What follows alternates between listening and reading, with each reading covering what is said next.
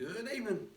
Welcome back to our Proverbs study. It's our last chapter. We've been in this for a long time, I guess 31 weeks or so. We're going to finish up Proverbs tonight. At least you'll remember our outline through Proverbs. Proverbs is full of all this just good wisdom sayings for life. But fear the Lord, get a good education, don't be lazy. And right here we've got in chapter 31 a new character, somebody named King Lemuel. And nobody's really sure who he was. This could be maybe one of Solomon's sons, or maybe it's even Solomon himself, pet name his mama gave him, because Lemuel is actually a Hebrew word that means dedicated to God. So here's the words of a king dedicated to God. The words of King Lemuel. The prophecy that his mother taught him. Wonder where she got it. Was she the prophet, or did she hear it from somebody else and pass it along to her son? She says, "What, my son?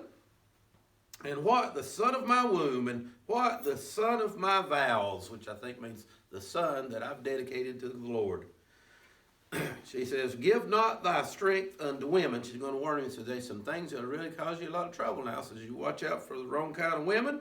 Another thing is women and drink. That'll get you in a lot of trouble here. Give not your strength to women, nor thy ways to that which destroys kings." And here's some of the ways that will destroy kings. It's not for kings, O Lemuel, a man dedicated to God. It's not for kings to drink. Drink what? Well, don't drink wine, nor for princes strong drink, lest they drink and forget the law. You'll get in trouble. You forget about what God's taught you. Forget the law and pervert the judgment of any of the afflicted.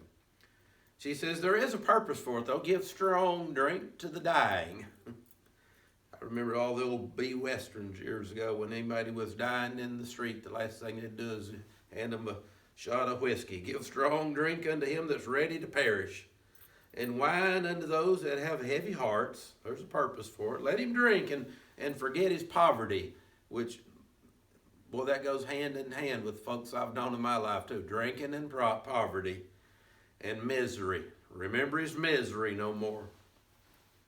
Open your mouth for the dumb. Let's take 8 and 9 together, and I'll tell you what I'll get out of it. Open your mouth for the dumb in the cause of all which are appointed to destruction. Open thy mouth, judge righteously, and plead the cause for the poor and the needy. If you put 8 and 9 together, it's speaking for those appointed to destruction. People are poor, people are needy. Speak for those who can't speak for themselves. And as a Christian, I'd say she's telling him, you need to pray for people. Those who are appointed unto destruction especially. In verse 10, through the remainder of the chapter, is, she said, watch out for women, right? But she says, there's some women that they'll be a help, not a hurt. Verse 10, a virtuous woman, or a woman of very good character. Who can find a virtuous woman? For her price is far above rubies. She's worth more than all the money in the world. The heart of her husband doth safely trust in her. Number one thing, a man sure better be able to trust in his wife, so that he'll have no need of spoil. I think that means she won't spend him out of house and home. And she'll do him good, not evil, all the days of her life. She's a hard worker. She seeks wool and flax, and she works willingly with her hands. She's like the merchant ship. She brings her food from afar. She rises while it's yet night and getting the breakfast ready for the family, gives meat to her household, and a portion to her maidens. She considers a field. She thinks about it, makes a wise investment here. She considers a field and buys it. And with the fruit of her hands, she plants a vineyard. She girds her loins with strength and strengthens her arms. She perceives that her merchandise is good.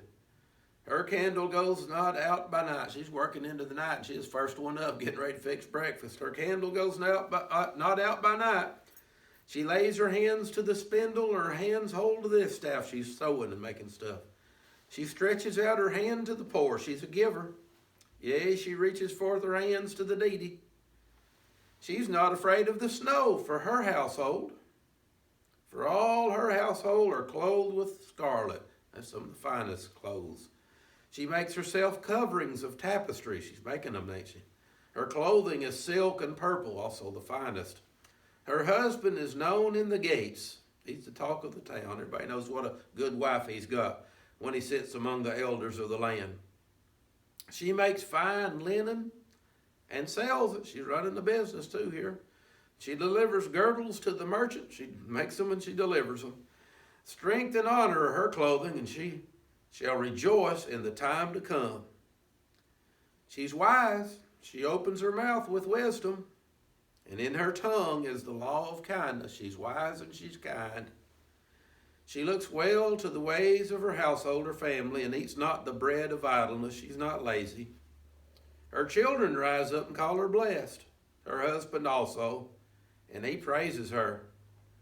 Many daughters have done virtuously, but thou excellest them all. This one here is the best of all. Favor is deceitful, beauty's vain. But we get back to our outline. The most important thing, the woman that feareth the Lord, she'll be praised. Last verse of our Proverbs here, 31:31.